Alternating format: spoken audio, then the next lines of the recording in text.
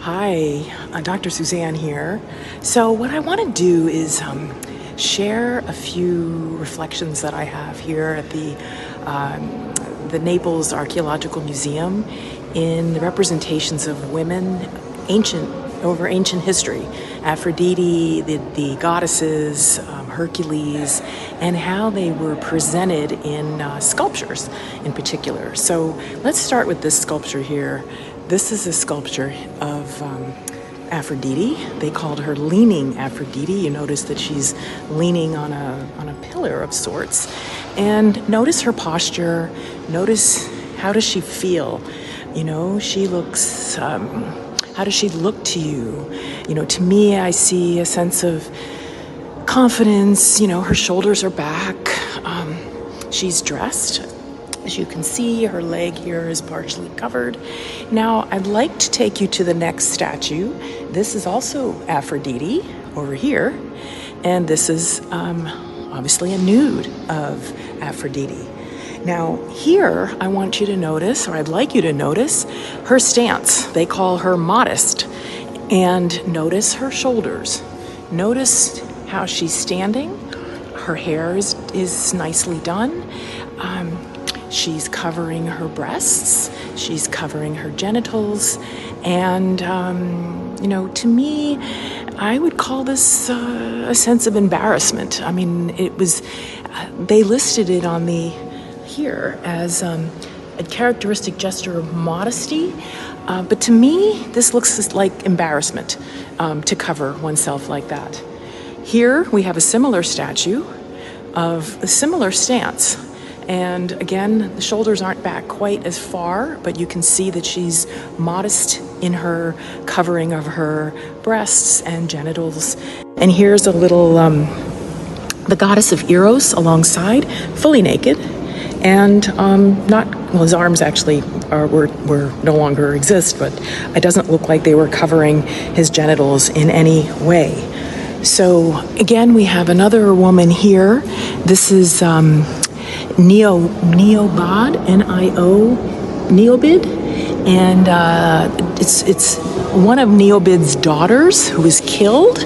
And again, we notice the stance of shoulders back, a little bit leaning, dressed. Now let's go over to a statue of a woman, beautiful hair, breasts exposed, genitals covered, confidence. She has an air of confidence. She too has this is here, a fountain ornament that she's leaning on. This is a female statue of marine Venus type, as it's called. And again, she looks somewhat, to me, confident. An air, shoulders back. She looks happy. I mean, she looks, to me, the word confident comes to mind in standing with her breasts exposed, genitals covered.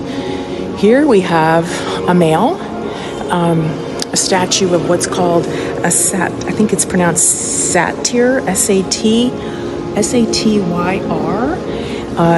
holding grapes and a cup of wine, fully naked, and a sense of an air of confidence in standing fully naked, completely different from the women who cover their breasts, cover their genitals.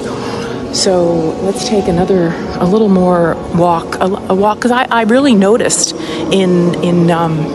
this was something that I noticed in seeing.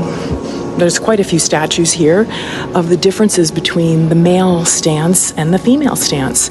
Now, this next one that I'm going to show you is a Phoebe, as it's called, and this was called an ideal male youth. Again, notice his stance.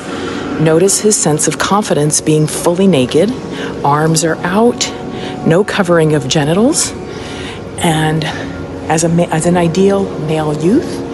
And then we will go here to another woman, and the contrast is quite obvious. Here, again, genitals covered, breasts covered, and this is Capitoline Aphrodite type. And they would put a portrait head of Julia, who was the emperor of Titus. That was part of the way that they, we didn't have cameras back in this time, so that's part of the way they did portraits, was to put the head of another design this with the head of another person per se. But again, the theme that I want to share here is the differences in how men and women were represented in statues, and the sense of